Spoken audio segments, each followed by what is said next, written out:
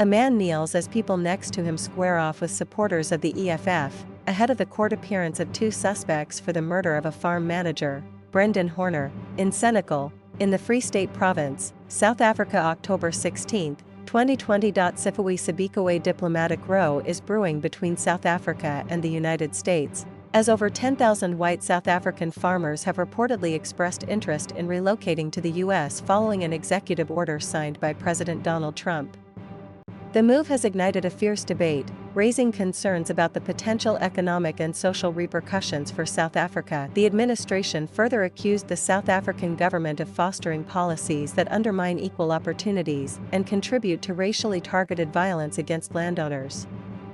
According to the order, the U.S. Secretary of State and Secretary of Homeland Security will take steps to admit and resettle Afrikaners under the United States Refugee Admissions Program, aiming to provide humanitarian relief to those allegedly facing systemic discrimination. Speaking to SABC News, Neil Diamond, president of the South African Chamber of Commerce in the USA, warned of a potential mass exodus of skilled agricultural professionals.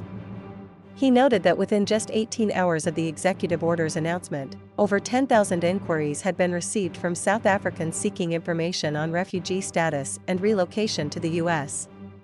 He emphasized that the departure of experienced farmers could have severe consequences for South Africa's food security, agricultural value chain, and economic stability. Additionally, Diamond noted that the chamber supports approximately 11,000 temporary South African agricultural workers under the US H-2A visa program, many of whom may also seek permanent relocation along with their families. Diamond urged both governments to engage in urgent diplomatic discussions to address the underlying causes of this executive order and explore solutions that do not compromise economic stability. At this stage, we do not have a clear understanding of what led the U.S. president to take this action, he said. However, we have always maintained that policy decisions should be based on facts rather than misinformation.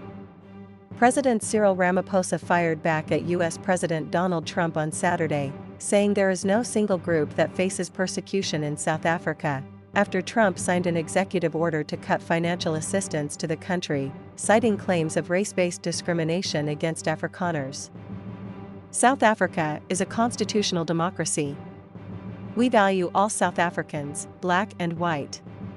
Our laws uphold the rights of all South Africans, and there is no single group that faces persecution or illegal deprivation of their rights as laid out in our Constitution and our Bill of Rights. The assertion that Afrikaners face arbitrary deprivation and therefore need to flee the country of their birth is an assertion devoid of all truth, Ramaphosa's spokesperson, Vincent Magwenya, told Daily Maverick on Saturday evening. Trump also accused South Africa of taking what he claimed were aggressive positions towards the United States and its allies, including accusing Israel, not Hamas, of genocide in the International Court of Justice, and reinvigorating its relations with Iran to develop commercial, military, and nuclear arrangements. The United States cannot support the government of South Africa's commission of rights violations in its country or its undermining United States foreign policy, which poses national security threats to our nation, our allies, our African partners, and our interests, he stated. The South African government has strongly condemned the executive order, describing it as misleading and based on misinformation.